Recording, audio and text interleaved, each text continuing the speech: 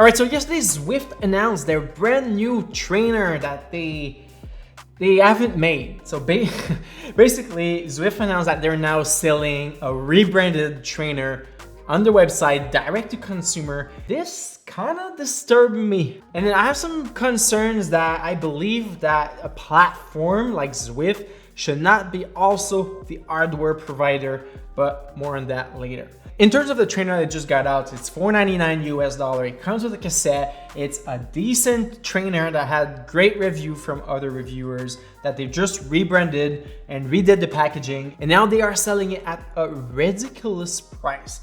$499 for a trainer that comes with a cassette is a true bargain. And the reason why they can offer this price point, because they know that with lowering the barrier of entry, it will get more people signed up. And over time, over the winters at $20 per month, they realize that they're gonna get all the money back that they invested with selling a trainer with probably zero margins of profits. The reason why they can do this is because they have the software, and the software is a pay-to-use service.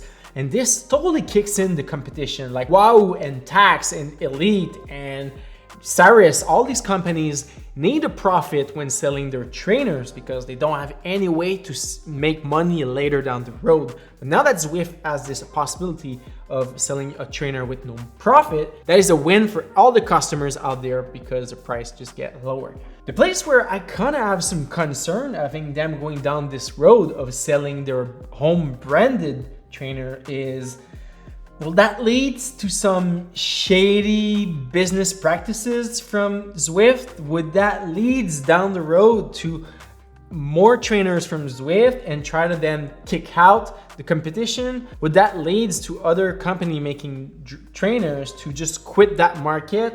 So then they'll take the whole market and then raise their price afterwards.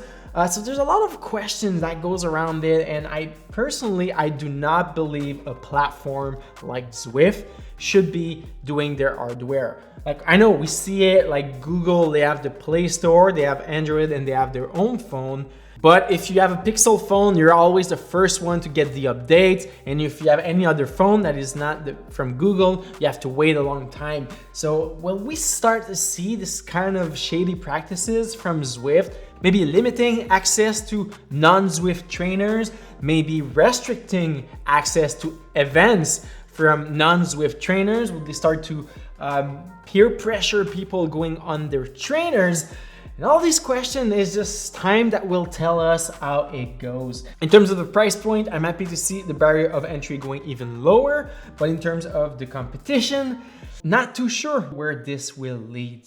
Also, now this leads me to a second concern of this big announcement that Zwift goes with their trainer is it's a huge challenge for a software company to jump into hardware products. They surely don't have any solid structure about customer retailing support, any hardware issues about replacement parts.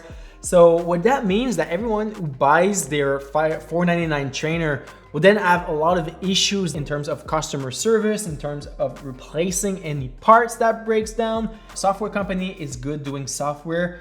And most of the time when we see companies try to jump from one to the other, it's never that good. It's never good jump.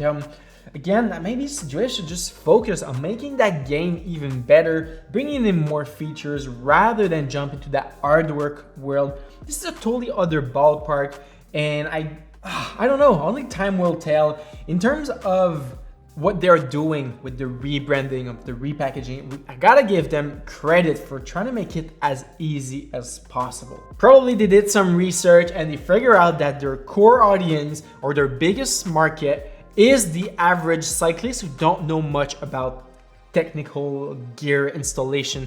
So with this whole rebranding of the trainer, they came out with some very nice way to identify if you're having a rim brake or a disc brake, which axle, and how to install it. It comes with the cassette already installed, so you don't need to swap your cassette from your wheel that you have already. So this is a big plus. I feel that they're just bringing the barrier of entry as low as possible and just jump on the bike. So then all you have to do is pay for your subscription and ride Zwift. The great thing is the trainer is actually compatible with other services like RGT, trainer road and all of that, because it just emits an N+ or a Bluetooth signal. Will we see later down the road a super advanced indoor trainer that is only possible with Zwift? I don't know. All right, so that's it for my thoughts, and now I want to know yours in the comments down below. Do you think Zwift are making a great move? Do you think it's going to kill the competition? What's your thought? Let me know in the comments down below and let's have a discussion. All right, guys, so that's it for today's video. If you enjoyed, please don't forget, leave a thumbs up, subscribe if you aren't already. And if you want to see some more Zwift content on my YouTube channel, I highly suggest that you watch this video where I do some crazy sprints and I win some races. All right, my name is Charles and I will see you on the road or into the next video. Peace.